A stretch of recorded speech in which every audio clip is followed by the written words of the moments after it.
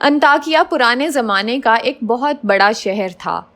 12 میل کی لمبائی پر مشتمل یہ شہر ایک بڑی تعداد میں انسانوں کا مسکن تھا، لیکن یہ لوگ بھٹکے ہوئے تھے، گمراہی اور ظلم کے راستے پر تھے۔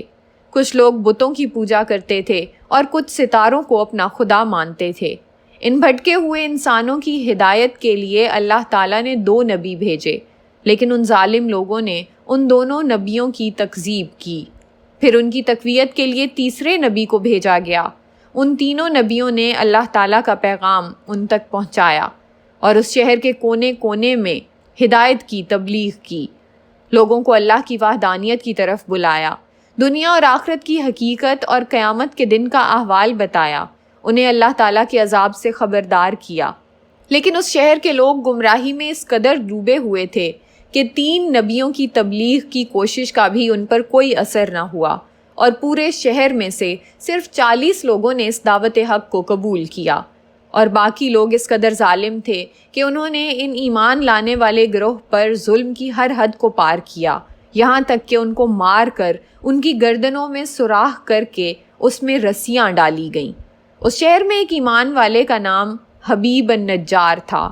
وہ بھی ان انبیاء پر ایمان لانے والے چند افراد میں شامل تھا، لیکن اس نے اپنے ایمان کو کسی پر ظاہر نہ کیا۔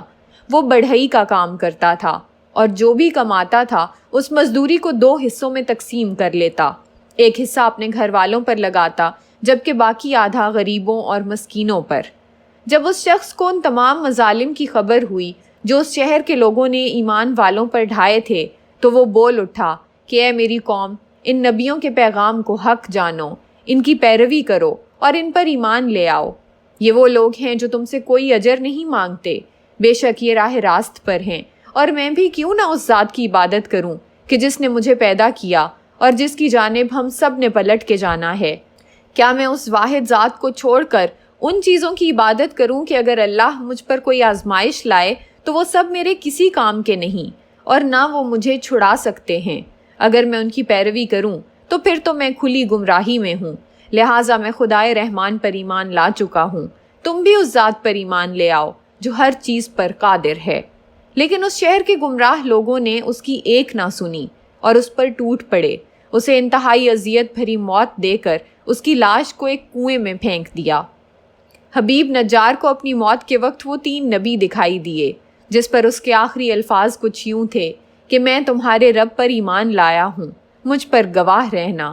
اور اس شخص کی قربانی کو اللہ تعالیٰ نے قبول فرمایا، اور اس واقعے کا ذکر قرآن کے دل سورہ یاسین میں کچھ یوں کیا گیا: اور ان سے شہر والوں کی مثال بیان کرو، جب ہم نے ان کی طرف 2 رسول بھیجے، پھر انہوں نے ان کو جھٹلایا تو ہم نے تیسرے سے ان کی مدد کی،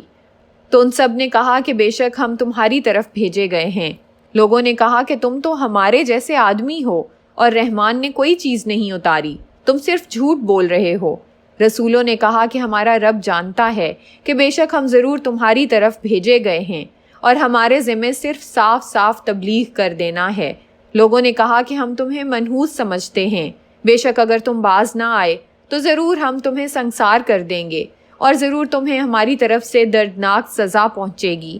رسولوں نے فرمایا کہ تمہاری نحوست تو تمہارے ساتھ ہے کہ اگر تمہیں نصیحت کی جائے، بلکہ تم تو حد سے بڑھنے والے لوگ ہو۔ اور شہر کے دوسرے کنارے سے ایک شخص دوڑتا ہوا آیا، اس نے کہا کہ اے میری قوم، ان رسولوں کی پیروی کرو، ایسوں کی پیروی کرو جو تم سے کوئی معاوضہ نہیں مانگتے اور وہ ہدایت یافتہ ہیں،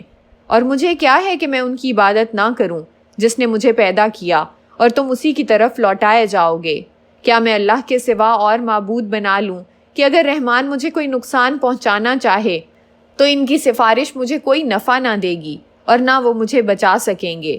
بے شک جب تو میں کھلی گمراہی میں ہوں گا، بے شک میں تمہارے رب پر ایمان لایا تو تم میری سنو۔ اسے فرمایا گیا کہ تو جنت میں داخل ہو جا۔ اس نے کہا کہ اے کاش میری قوم جان لیتی،